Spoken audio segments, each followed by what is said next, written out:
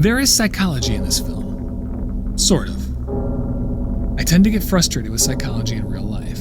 Half the time it feels more like codified astrology than science. But we can't deny that psychology exists, and that medicine has made advances because of it, and that artists use the materials of psychology to paint portraits of human beings. Who can blame them? Psychology is like a kid's alchemy set, and more often than not the ingredients will produce gold for the viewing public. But neither a work of fiction nor a film are going to be hard psychology. They will contain psychology, but it's artistic psychology. What the hell is artistic psychology, and why do I care? Artists are very rarely trained as physicians. Artists are primarily observers of two spheres of activity, their own interiors and the external world in relation to that interior. These observations lead to ideas or insights or inanities, and then they make art. The quality of the observations and the quality of the results varies greatly from work to work, not just artist to artist. Sometimes the artist is just having fun with his ideas. Sometimes the artist is trying to say something. And sometimes the artist just wants to complicate something that is too simple or too boring, something we assume happens when any director after 1970 undertakes a genre film. In the old days, at least, Polanski liked to complicate things. There was a horror story about a repressed girl produced by a softcore production company, and then there were the complications he could add to it. Complications can be random, sure, but more often than not, they are intentional. Complications in and of themselves are not psychology, but they do contribute to a picture that, when viewed as a whole, will portray a human being with a psychological makeup. Roman Polanski chose the most obvious of complications for a frigid girl: Alice in Wonderland. Let's get the superficial similarities out of the way first. Alice and Carroll are both blonde girls.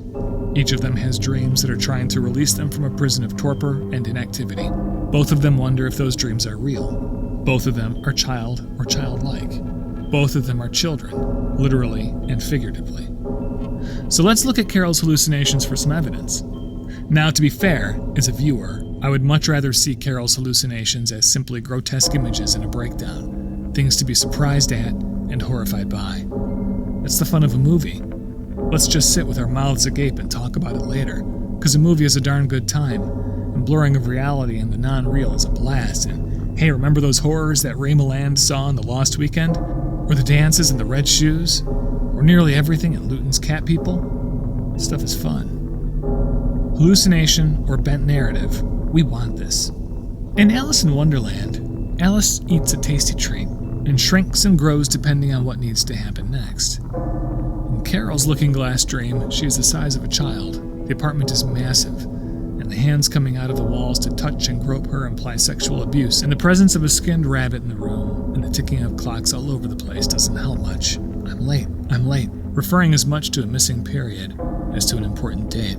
Don't want to knock her up, don't want to get knocked up. Another pugilistic phrase related to sexual fears.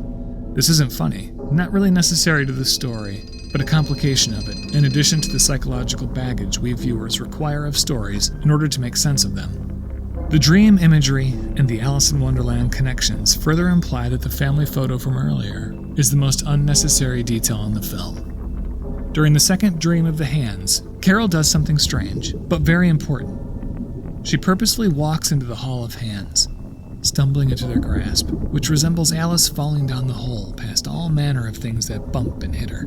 Nothing chases Carroll there, neither a rabbit nor a rapist. She goes down the hall on her own. But the artistic psychology doesn't end there, with its easy equivalence between Alice and Carroll. After the landlord is murdered, Carroll begins to play act adulthood.